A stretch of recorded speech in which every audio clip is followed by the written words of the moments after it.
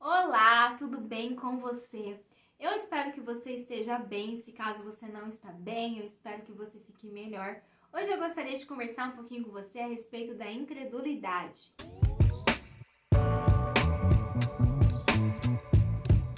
E para falar um pouquinho a respeito desse assunto, você se lembra que Deus prometeu a Abraão, a Isaac e a Jacó a terra de Canaã e que Deus daria por herança a eles essa terra, esse território? Então, avançando um pouco, na história de Israel, nós vemos que Israel ficou 430 anos cativos ali no Egito e o Senhor libertou o povo de Israel.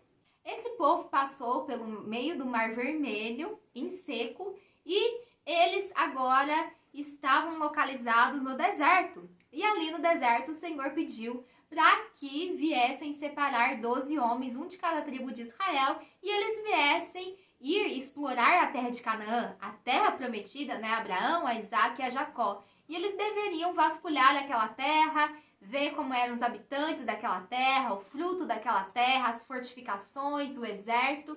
E esses homens foram até esse lugar. E eles foram ali, passados algum tempo, estiveram naquele lugar e eles voltaram com um relatório.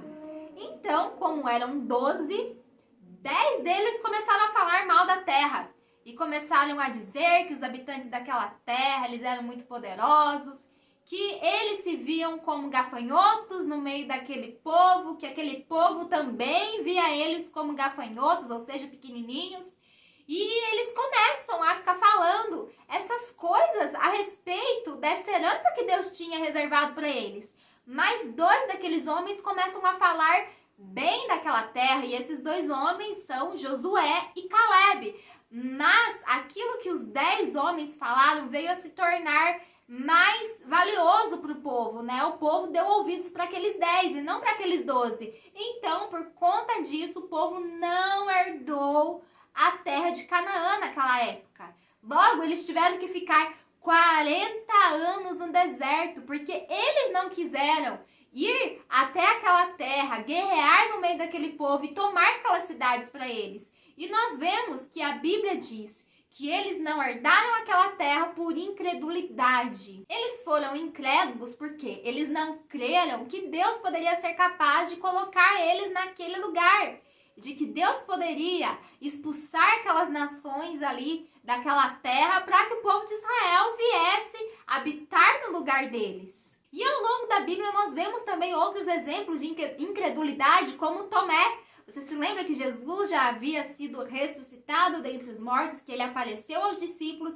e que naquela ocasião Tomé não estava junto deles. E quando eles falaram ali para Tomé que eles viram o Senhor Jesus Cristo, Tomé começa a falar: não, eu não acredito não, eu só vou acreditar se eu tocar no ferimento das mãos dele, se eu tocar no lado dele, porque Jesus havia sido ferido por um dos soldados, com uma lança, aqui na altura da costela, e ele falou: eu preciso tocar em Jesus para saber que ele estava aqui mesmo, que ele era real mesmo. Então Jesus, em uma outra ocasião, ele aparece, nessa ocasião Tomé está junto deles e Jesus fala: vem tocar então em mim, Tomé, toca no meu ferimento, nas minhas mãos, no ferimento que ele tinha do lado. E então Tomé, ele passa a crer. Mas Jesus, ele fala que bem-aventurado aqueles que não viram, mas que creram, que no caso somos nós, Que nós não vimos Jesus assim da maneira como Tomé viu, mas nós cremos que Jesus é Jesus,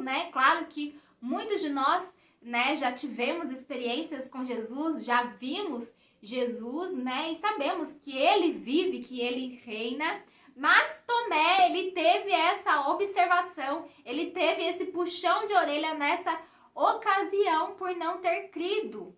Nós temos também um outro texto bíblico que fala que Jesus não pôde operar muitos milagres em Nazaré, porque o povo que ali estava, eles eram incrédulos. Então nós podemos observar como a incredulidade, ela nos impede de vivermos a bênção de Deus. Tanto nesse episódio do povo no deserto, como nesse episódio de Tomé, como nesse episódio, daqueles que não creram. Então, Jesus não pôde fazer aquilo que ele desejava fazer no meio dessas pessoas porque elas simplesmente não creram. E nós precisamos tomar cuidado com a incredulidade, porque a incredulidade nos impede de nós recebermos aquilo que Deus quer fazer por nós. Quantas vezes nós recebemos uma palavra de Deus, quantas vezes o Senhor fala que quer fazer algo através das nossas vidas, e isso parece tão grande e ao nosso ver impossível, e nós acabamos perdendo aquilo que Deus quer fazer através de nós por não confiarmos naquilo que o Senhor falou conosco.